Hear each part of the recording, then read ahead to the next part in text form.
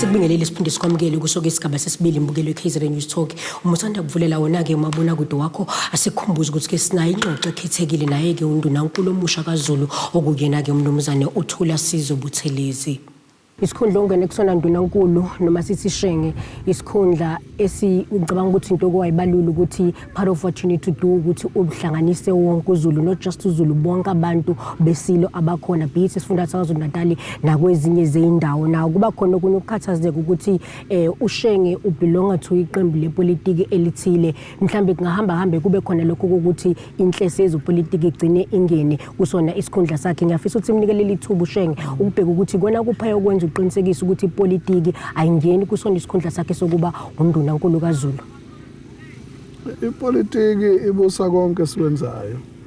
Ngoba lemithetho nje le esiphila ngaphansi kwayo iphasiswe eParliament ipolitiki leyo. Umhlaba izwe lelengonyama liphethwe eParliament ngaphansi kwesigaba seNgonyama Trust. Ngakho ke akukho lapho ipolitiki ngeke ingene khona. Okusemqoka ukuthi ngenze lokho engithunywe yisilo. Kodwa ngoba ngingumholi nje weqembu lenkatha, lokho ngeke bese kudunga umsebenzi engiwenzayo. Ngoba njengoba sengiwundunankulu wabo bonke abantu kuwo wonke amaqembu ekuzomela ngixhumane nawo kuzo zonke izigaba zawo. Ngakho ke angiboni ukuthi kuyothikazisa umsebenzi engiwenzayo. Uma ngabe sibheka uthinta udaba olubalekile, siyazi ukuthi kuyobiza isithangamisa beindaba ubukade uthunywe yisilo ukuthi uzokhuluma nabeindaba ngomsombuluko nala uveze khona udaba leNgonyama Trust. Part of what you mentioned shengela ukuthi isilo siyacela ukuthi njengamanje kufika isikhathi sokuthi umhlaba ongaphansi kweNgonyama Trust ebese ubuyiselwa emakhosini, kube ukuthi uphethwe amakhosi ongabe ngaphansi kaNgqongqoshe okuyena umama uThoko Dudiza. Ngiyafisa ukuthi usinabele kabanzi ukuthi ikona kupho obuchaza lapho uthunywe yisena isilo kulelo phuzu lelo shenge. Umhlaba weNgonyama Trust waqoqwa umntwana waphinda ngene ngo1994 sekiwo khethweni secaca ukuthi uhulumeni ugwamanda yonke into ukuthi ube ngaphansi kahulumeni. Umhlaba ke ongaphansi kwamakhosi waqoqwa ngaphansi kwesikhwama seNgonyama Trust. Isilo sabekwa saba umkhuseli wawo. Isilo ke esibusayo njengamanje indlulamithi ithi njoba sekudlule iminyaka engama-30 sisekhona isidingo sokuthi lo mhlaba wenganyelwe ungqongqoshe eKapa, noma sekuyisikhathi sokuthi amakhosi abe neqhaza elibonakalayo alibambayo ekubuseni nekulawuleni komhlaba wawo. Ngakho ke ingxoxo leyo nesiphakamiso ephakanyiswe iNgonyama ukuze abantu bakwaZulu bayikhulume lolu daba ngoba yibo kahle abanikazi bomhlaba. Ngakho ke isilo sisho lokho ukuthi cha, umhlaba kwaZulu awuvikelwe kodwa amakhosi awabe nezwi eliqinile nelibambekayo kunalokho kwenzeka njengamanje. Kuthini ukuphola kwakho shenge laba bathi vele iNgonyama Trust vele amakhosi wona in charge ngaphansi kwawo lo mhlaba lo? Uma ngabe uphawula kanjalo nje udlala ipolitiki, akusikho ukuthi amakhosi awanalizwe, akhona ungqongqoshe ukhona as a shareholder kuyona iNgonyama Trust, but amakhosi yiwona vele aphethe iNgonyama Trust. Awukwazi ukuba i-shareholder entweni engasiye yakho. Umhlaba kusiwo okangqongqoshe, umhlaba okaZulu. Amakhosi awanazwi ngoba naku umthetho sisekelo isigaba 7 sahluko sesikhombisa no chapter 12 awekho amandla amakhosi. Lapho kuthiwa ama roles, powers and functions of traditional leaders, amakhosi awanamandla. Mina nje njengemeya mangifuna ukuyofaka ipayipi endaweni yenkosi ngivele ngilifake. Inkosi alinazwi. Wonke umhlaba uphethwe uhulumeni. Nemithetho iphasiswa uhulumeni. Ngisho amakhosi efika kwamasipala awakwazi nokuvota, awanazwi.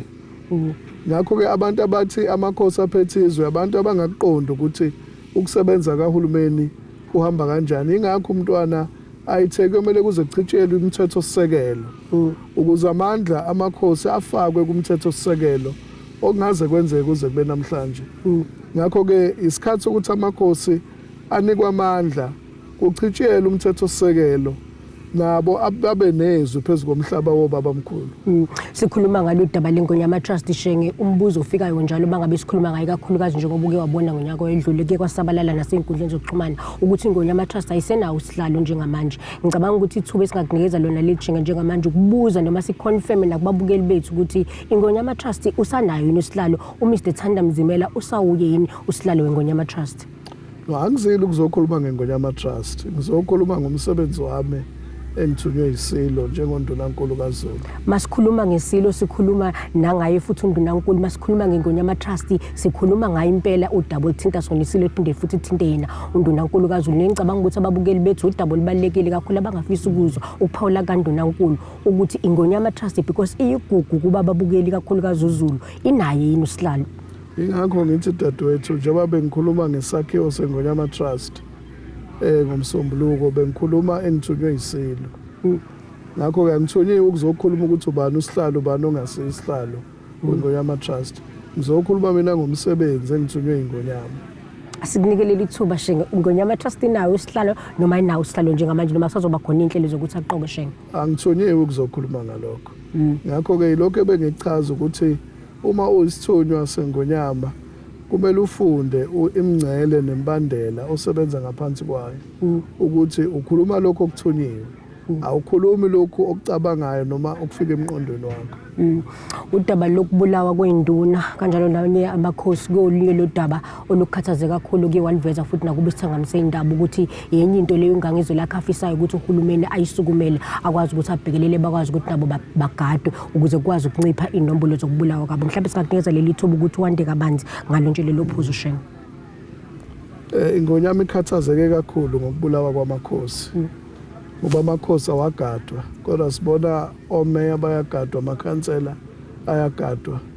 iNgonyama yayisicela ukuthi uhulumeni akaqhamuke nesu lokuvikela amakhosi. Ngakho ke siyathemba ke ukuthi uhulumeni uzoqhamuka nalo lelo su nalabo abaphethe ezokuphepha. Umyalezo wakho nje mhlawumbe ukugcina ungathini kubabukeli bethu ndunankulu sithole nje ithuba lokuqala siyathobeka kakhulu ukuthi sikwazi ukuthi sibe nengxoxo ekhethekile nawo. Angithoze kakhulu ngethuba elinginike lona.